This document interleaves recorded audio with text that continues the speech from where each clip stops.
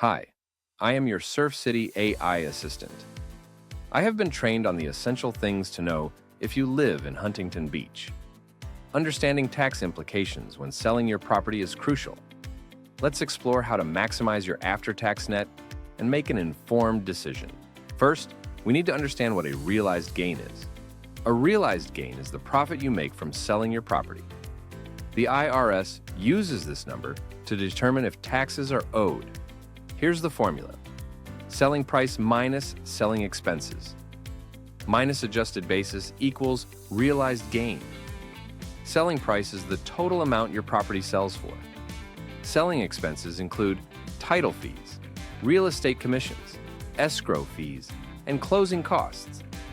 Adjusted basis is the price you paid for the property, plus eligible upgrades like major renovations, inspections, and title insurance.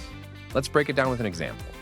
If you purchased a property for $600,000, spent $30,000 on renovations, and sold it for $900,000 with $50,000 in selling expenses, here's your realized gain.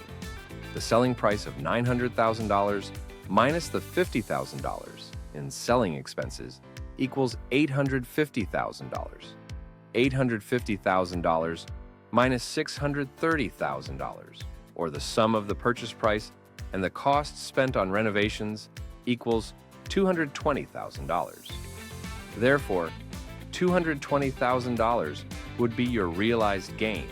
Your tax liability depends on how long you've owned the property and the occupancy. Short-term gains.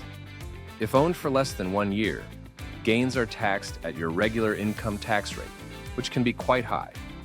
Long-term gains. If owned for over a year, gains are taxed at lower capital gains rates.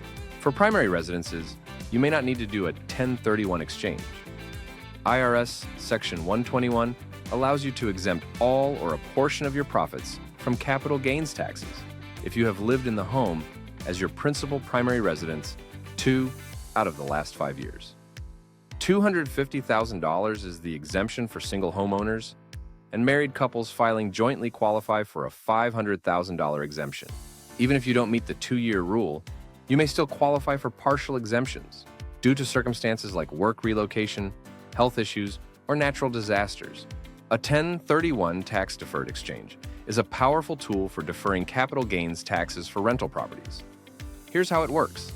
You reinvest proceeds from the sale of your property into a similar investment property while carefully following the rules in IRS Section 1031.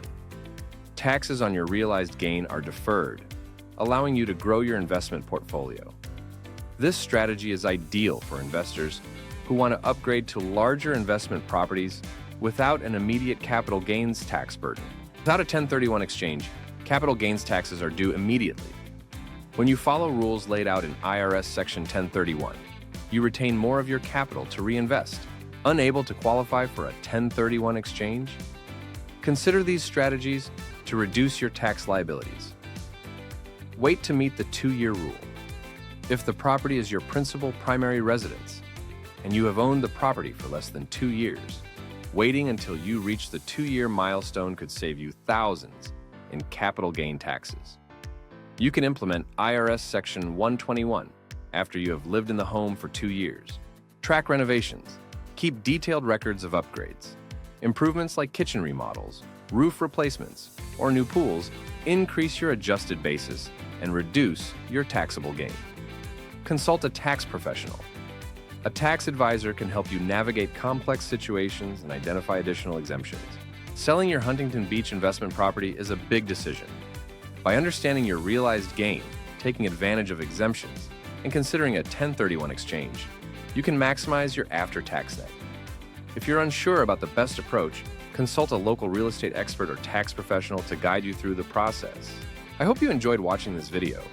I found the source material for this presentation in a blog post by reputable Huntington Beach realtor Scott Campbell. For more detailed information about this subject, see the link below.